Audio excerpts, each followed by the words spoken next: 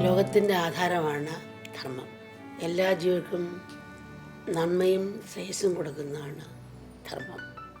ധർമ്മത്തിലൂടെ മാത്രമേ ഉത്തമമായ സംസ്കാരത്തെ വാർത്തെടുക്കാൻ കഴിയുള്ളൂ. ധർമ്മം ആദരിക്കുന്നവർക്ക് സുഖവും ശാന്തിയും കീർത്തിയും വിജയവും തീർച്ചയായും ഉണ്ടാകും. മറിച്ച് ധർമ്മത്തെ ഉപേക്ഷിക്കുന്നവർക്ക് ഒടുവിൽ ദുഃഖവും അശാന്തിയും മാത്രമായിരിക്കും മിച്ചം വരുന്നത്. ധർമാചരണം തന്നെയാണ് നമ്മെ പൂർണ്ണതയിലേക്ക് എത്തിക്കുന്നത്. എങ്കിലും ധർമ്മതത്വം വളരെ സൂക്ഷ്മമാണ്, ഗ്രഹിക്കാൻ വളരെ പ്രയാസമുള്ളതുമാണ്. കാലോചിതമായ ധർമ്മം ലോകത്തിന് പഠിപ്പിച്ചു കൊടുക്കണമെങ്കിൽ അതിനതൊക്കെ ആത്മവീര്യമുള്ള മഹാപുരുഷന്മാർ ഉണ്ടായിരിക്കണം. അങ്ങനെയുള്ളവർ ലോകത്തിന് പ്രചോദനമാകുന്നു. അവരുടെ ജീവിത മാതൃകയിലൂടെ ധർമ്മം ഉദ്ധരിക്കപ്പെടുന്നു, സംസ്കാരം പുഷ്ടപ്പെടുന്നു. അവരുടെ ചരിത്രങ്ങൾ ഇതിഹാസങ്ങളായി മാറുന്നു. അങ്ങനെ നമുക്ക് ലഭിച്ച 2 ഇതിഹാസങ്ങളാണ് മഹാഭാരതവും രാമായണവും. ഇതിഹാസങ്ങൾ മഹാപുരുഷന്മാരുടെ ചരിത്രങ്ങൾ മാത്രമല്ല, അവ ധർമ്മശാസ്ത്രങ്ങളുമാണ്, മോക്ഷശാസ്ത്രങ്ങളുമാണ്. അവ കേൾക്കുകയും വായിക്കുകയും ചെയ്യുമ്പോൾ മനസ്സ് ആർദ്രമാകുന്നു, മൂല്യങ്ങൾ അതിനോടൊപ്പം വളരുന്നു. ഈ ഗുണങ്ങളെല്ലാം പൂർണ്ണതോതിൽ രാമായണത്തിലുള്ളതായി നമുക്ക് കാണാം. അതുകൊണ്ടാണ് സമൂഹത്തിൽ ധർമ്മബോധവും ഈശ്വരഭക്തിയും വളർത്താനുള്ള ഉത്തമമായ ഉപാധിയായി രാമായണത്തെ ആചാര്യന്മാർ സ്വീകരിച്ചിരിക്കുന്നത്. രാമായണം വായിക്കുന്നത് രാമനായി തീരാനാണ്, ഭാഗവതം വായിക്കുന്നത് കൃഷ്ണനായി തീരാനാണ്.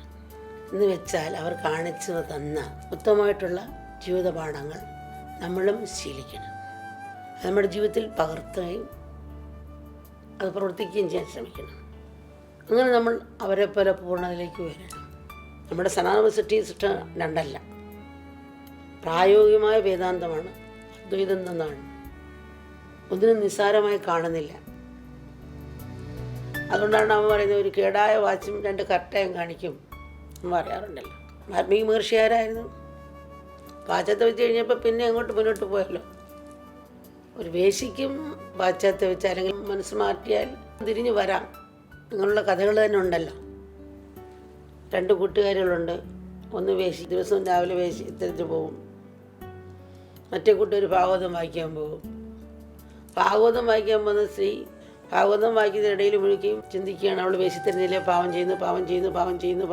അപ്പോൾ വേശി സ്ത്രീ, ഈശ്വര, എൻ്റെ കൂട്ടുകാരി നല്ല കാര്യങ്ങൾ പറയുന്നു, നല്ലത് ചെയ്യുന്നു, നല്ല പ്രവർത്തിക്കുന്നു, ഭാഗവതം വായിക്കുന്ന നല്ല കാര്യങ്ങൾ പറയും, പ്രാർത്ഥിക്കാനുള്ള സമയങ്ങൾ കിട്ടുന്നു, പ്രാർത്ഥിക്കുന്നു.